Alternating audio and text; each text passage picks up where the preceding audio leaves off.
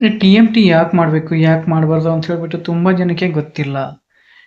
ಮತ್ತು T M T ಮಾಡೋದ್ರಿಂದ ಏನು ಒಂದು ಉಪಯೋಗ ಮಾಡಿಲ್ಲ ಅಂದರೆ, ಡಾಕ್ಟ್ರ್ ಹೇಳಿದ್ರು ಕೂಡ ಮಾಡಿಲ್ಲ ಅಂದರೆ ಏನೋ ಒಂದು ಅನಾನುಕೂಲ ಆಗುತ್ತೆ ಅನ್ನೋದನ್ನು ನಾನು ಹೇಳ್ತಾ ಹೋಗ್ತೀನಿ. ಮೊದಲ ಬಾರಿಗೆ ಯಾರೆಲ್ಲ ನೋಡ್ತಿದ್ರೆ ನಂದು ಯೂಟ್ಯೂಬ್ ಚಾನಲ್ ದಯವಿಟ್ಟು ಸಬ್ಸ್ಕ್ರೈಬ್ ಮಾಡ್ಕೊಳ್ಳಿ. ಟಿ ಎಮ್ ಟಿಯಿಂದ ಅನುಕೂಲ ಉಪಯೋಗ ಅಂತಂದ್ರೆ ಏನು ಗೊತ್ತಾ? ಇವಾಗ ನಾವು ಇದೇನೋ ಅಂತಿರ್ತೀವಿ. ಇದೇನೋ ಅಂದಾಗ ಕಾಮನ್ ಆಗಿ ಡಾಕ್ಟರ್ಸ್ ಇ ಸಿ ಜಿ ಮಾಡಕ್ಕೆ ಹೇಳ್ತಾರೆ. ಇ ಸಿ ಜಿ ನಾರ್ಮಲ್ ಬಂದರೂ ಕೂಡ ಇದೇನೋ ಕಂಟಿನ್ಯೂ ಇದ್ರೆ 2D ಎಕೋ ಮಾಡಕ್ಕೆ ಹೇಳ್ತಾರೆ. ಎಕೋ ನಾರ್ಮಲ್ ಬಂದರೂ ಕೂಡ ಕಂಟಿನ್ಯೂ ಇದೇನೋ ಆದರೆ ಟಿ ಎಮ್ ಟಿ ಮಾಡಬೇಕಿಲ್ಲ, ಬ್ಲಡ್ ಚೆಕಪ್ ಮಾಡ್ತಾರೆ. ಬ್ಲಡ್ ಚೆಕಪ್ಪಿಂದ ಹಾರ್ಟಲ್ಲಿ ಏನು ಪ್ರಾಬ್ಲಮ್ ಇದೆಯೋ, ಹಾರ್ಟ್ ನರಗಳಲ್ಲಿ ಏನಾದರೂ ಬ್ಲಾಕೇಜ್ ಇದ್ರೆ ಗೊತ್ತಾಗುತ್ತೆ. ಟಿ ಎಮ್ ಟಿ ಮಾಡಿದ್ರು ಕೂಡ ಅಷ್ಟೇ. ಸೊ ಟಿ ಎಮ್ ಟಿ ಮಾಡಬೇಕು ಅಂದರೆ ಏನೆಲ್ಲ ಒಂದು ಅರ್ಹತೆ ಇರಬೇಕು ಪೇಷಂಟ್ಗೆ. ಅಂದರೆ ಅರ್ಹತೆ ಅಂದರೆ ಏನೋ ಒಂದು ಕೆಪಾಸಿಟಿ ಇದೆಯೋ ಇಲ್ವೋ ನೋಡ್ಬೇಕು ಪೇಷಂಟ್. ಫಸ್ಟ್ ನಡೀತಾರೋ ಇಲ್ವೋ. ಟಿ ಎಮ್ ಟಿ ಅಂದರೆ ಏನು? Treadmill stress test. ಮಷಿನ್ ಮೇಲೆ ನಡೆಯೋದಿರುತ್ತೆ, ನಡೆಯೋಕ್ಕಾಗುತ್ತಾ ಇಲ್ಲ ನೋಡ್ಬೇಕು ಮೊದಲು. ಸಾಮರ್ಥ್ಯ ಇದೆಯೋ, ಸಮರ್ಥರಿದ್ದಾರೋ ಇಲ್ಲ ನೋಡಬೇಕು. ಆಮೇಲೆ ಬಿ ಪಿ ಹೈ ಇರಬಾರ್ದು. ಟಿ ಎಮ್ ಟಿ ಮಾಡಬೇಕಾದ್ರೆ ನೆನ್ಪಿಟ್ಕೊಳ್ಳಿ, ತುಂಬ ಹೈ ಬಿ ಪಿ ಇರಬಾರ್ದು. ತುಂಬ ತೂಕ ಜಾಸ್ತಿ ಇದ್ದು ನಡೆಯೋಕ್ಕೆ ಆಗದೇ ಇರತಕ್ಕಂಥ ಒಂದು ಸಿಚುವೇಶನ್ ಇರಬಾರ್ದು. ಕಷ್ಟಕರವಾಗಿರಬಾರ್ದು, ನಡೆಯೋಕ್ಕೆ ಆಗಲ್ಲ ಅಂದರೂ ಕೂಡ ಟಿ ಎಮ್ ಟಿ ಮಾಡೋ ಹಾಗಿಲ್ಲ. ಮತ್ತು ಇತ್ತಿತ್ತಲಾಗಿ ಹಾರ್ಟ್ ಅಟ್ಯಾಕ್ ಆದವ್ರಿಗೆ ಟಿ ಎಮ್ ಟಿ ಮಾಡಲ್ಲ. ರೀಸೆಂಟಾಗಿ ಅಂತಾರಲ್ಲ, ವಾರದ ಒಳಗಡೆ ಹಾರ್ಟ್ ಅಟ್ಯಾಕ್ ಆದರೆ ಟ್ರೀಟ್ಮೆಂಟ್ ತಗೊಂಡಿಲ್ಲ ಅಂದರೆ ಅವ್ರಿಗೆ ಟಿ ಎಮ್ ಟಿ ಮಾಡೋಂಗಿಲ್ಲ, ಡೈರೆಕ್ಟ್ ಅಡ್ಮಿಟ್ ಮಾಡ್ತಾರೆ. ಮತ್ತು ತುಂಬ ವಯಸ್ಸಾದವರು, ವಯೋವೃದ್ಧರು, ಅವ್ರಿಗೆಲ್ಲ ನಡೆಯೋಕ್ಕಾಗಲ್ಲ ಅಂದರೆ ಅವರು ಕೂಡ ಟಿ ಎಮ್ ಟಿ ಮಾಡಲ್ಲ. ಲೆಫ್ಟ್ ಸೈಡ್ ಬ್ಲಾಕೇಜ್ ಇದ್ದರೆ, ಹಾರ್ಟ್ ಲೆಫ್ಟ್ ಸೈಡ್ ಬ್ಲಾಕೇಜ್ ಇದ್ದರೆ ಟಿ ಎಮ್ ಟಿ ಮಾಡಲ್ಲ. ಒಂದು ವೇಳೆ ಮಾಡಲೇಬೇಕಾದ್ರೆ ತುಂಬ ಹುಷಾರಾಗಿ ಕಾರ್ಡಿಯಾಲಜಿಸ್ಟೇ ಒಂದು ನಿಂತ್ಕೊಂಡು ಮಾಡ್ತಾರೆ. ಇದನ್ನೆಲ್ಲ ತುಂಬ ತಿಳ್ಕೊಬೇಕು. ಟಿ ಎಮ್ ಟಿ ಅಂದರೆ ನಾನು ಮಾಡ್ತೀನಿ ನನ್ನ ಮಾಡಿಸಿ ನಾನು ಮಾಡ್ತೀನಿ ಅಂತ ಡಾಕ್ಟ್ರ್ ಹತ್ರ ದೊಂಬಲು ಬೀಳೋದಲ್ಲ.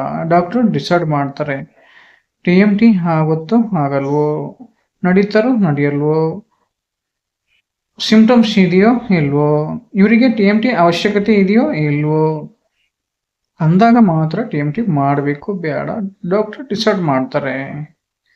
ಎಲ್ರಿಗೂ ಟಿ ಎಮ್ ಟಿ ಮಾಡೋ ಹಾಗಿಲ್ಲ. ನಾನು ಹೇಳಿದ್ನಲ್ಲ, ಲೆಫ್ಟ್ ಸೈಡ್ ಬ್ಲಾಕೇಜ್ ಇದ್ದರೆ ಡಾಕ್ಟ್ರು ಖುದ್ದು ನಿಂತ್ಕೊಂಡು ಟಿ ಎಮ್ ಟಿ ಚೆಕಪ್ ಮಾಡೋಕ್ಕೆ ಸಹಾಯ ಮಾಡ್ತಾರೆ. ಟೆಕ್ನಿಷಿಯನ್ಗೆ, ಅವರ ಜೂನಿಯರ್ ಡಾಕ್ಟರ್ಸ್ಗೆ ಅಬ್ಸರ್ವ್ ಮಾಡ್ತಿರ್ತಾರೆ. ಡೇಂಜರು ಲೆಫ್ಟ್ ಸೈಡ್ ಬ್ಲಾಕೇಜ್ ಇದ್ದರೆ ಹಾರ್ಟು. ಅದೇ ಥರನಾಗಿ ಹೈ ಬಿ ಪಿ ಇದ್ರೂ ಡೇಂಜರು. ತುಂಬ ಹಾರ್ಟ್ ರೇಟ್ ಜಾಸ್ತಿ, 100ಕ್ಕಿಂತಲೂ ಹಾರ್ಟ್ ರೇಟ್ ಜಾಸ್ತಿ ಇದ್ರೆ ಡೇಂಜರ್, ಮಾಡೋಂಗಿಲ್ಲ ಟಿ ಎಮ್ ಟಿ. ಇತ್ತಿತ್ತಲಾಗಿ ಹಾರ್ಟ್ ಅಟ್ಯಾಕ್ ಆದರೆ ಮಾಡೋಂಗಿಲ್ಲ. ಸೊ ಇದನ್ನೆಲ್ಲ ತಿಳ್ಕೊಂಡು ನಾವು ಟಿ ಎಮ್ ಟಿ ಮಾಡೋ ಅರ್ಹತೆ ಇದೆಯೋ ಇಲ್ಲೋ, ಮಾಡ್ಕೊಳ್ಬಹುದಾ ಅಥವಾ ಇಲ್ಲ, ನೀವು ಡಾಕ್ಟರ್ ಜೊತೆ ಡಿಸ್ಕಸ್ ಮಾಡಬೇಕು.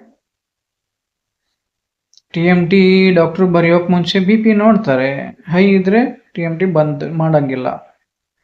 ಇ ಸಿ ಜಿ ಮಾಡಿ ನೋಡ್ತಾರೆ. ಇ ಸಿ ಜಿನಲ್ಲಿ ಹಾರ್ಟ್ ಅಟ್ಯಾಕ್ ಅಂತ ಬಂದರೆ ಟಿ ಎಮ್ ಟಿ ಮಾಡೋಂಗಿಲ್ಲ.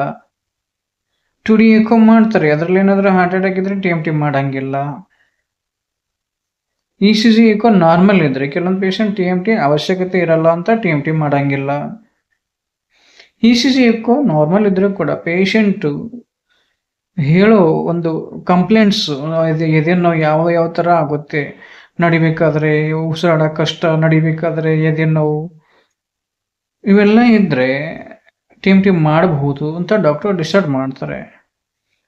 ಎಡಗೈ ನೋವು ಆಗ್ತಿದ್ರೆ ಟಿ ಎಮ್ ಟಿ ಮಾಡ್ತಾರೆ.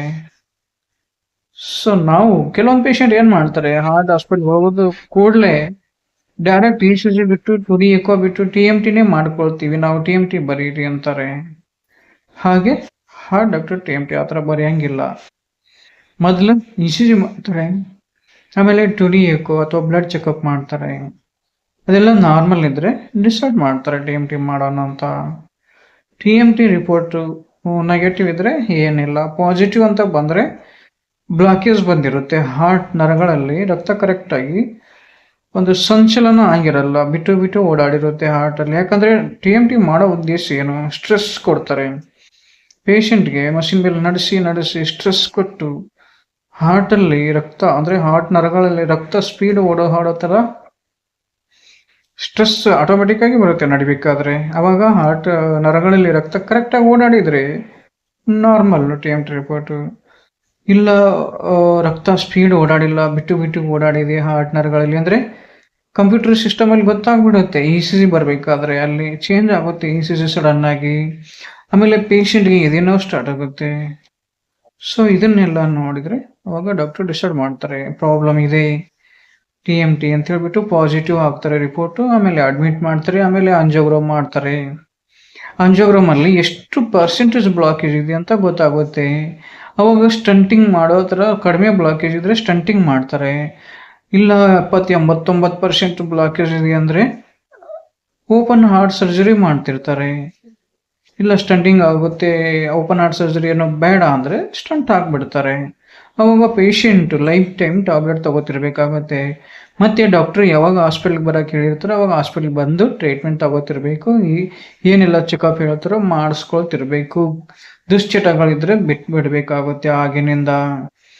ಫಾರ್ ಎಕ್ಸಾಂಪಲ್ ಸ್ಮೋಕ್ ಮಾಡೋದು, ಡ್ರಿಂಕ್ಸ್ ಮಾಡೋದು, ತಂಬಾಕು ತಿನ್ನೋದು ಇತ್ಯಾದಿ ಇತ್ಯಾದಿ. ದುಶ್ಚಟಗಳಿಂದ ಹಾರ್ಟು, ಲಿವರು, ಕಿಡ್ನಿ, ಲಂಗ್ಸು ಎಲ್ಲ ಹಾಳಾಗುತ್ತೆ ಅಂತ ನಿಮಗೂ ಗೊತ್ತಿದೆ. ಸೊ ಏನೇ ಇರಲಿ, ನೀವು ಹಾರ್ಟ್ ಹಾಸ್ಪಿಟ್ಲಿಗೆ ಹೋದಾಗ TMT ಮಾಡ್ಕೊಳ್ಬೇಕು ಅಂದರೆ ನೀವು ಹಾರ್ಟ್ ಡಾಕ್ಟರ್ ಜೊತೆ ಡಿಸ್ಕಸ್ ಮಾಡಿ. ಬೇಕು ಅಂದರೆ ಚೆಕಪ್ ಮಾಡ್ಕೊಳ್ಳಿ. ಎದೆನೋವಂತ ಮನೆಗೆ ಕೂತ್ಕೊಂಡು ಕಾಲಹರಣ ಮಾಡಬೇಡಿ. ಏನೇ ಇರಲಿ, ಎಲ್ಲರೂ ಚೆನ್ನಾಗಿದ್ರೆ ಅಂದ್ಕೊಂಡಿದ್ದೀನಿ. ಚೆನ್ನಾಗಿರಿ. ಮತ್ತೆ ಮುಂದಿನ ವಿಡಿಯೋದಲ್ಲಿ ಸಿಗ್ತೀನಿ. ಅಲ್ಲಿವರೆಗೂ ನಮಸ್ಕಾರ.